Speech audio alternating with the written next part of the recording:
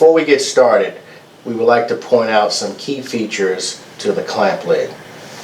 The adjustment knob, lever, and the locking screw. The adjustment knob and the lever is preset at SPEX SamplePrep.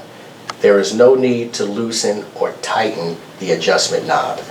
The levers are designed to move up and down and never rotated.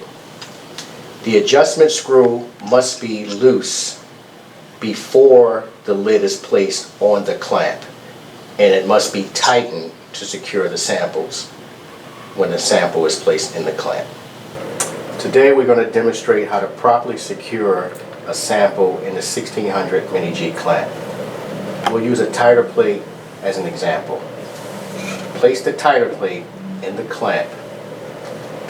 Next, take the floating lid, slide it down the rods, fold the levers down.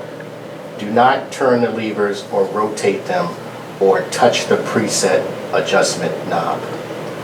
After the levers are depressed, tighten the adjustment screw.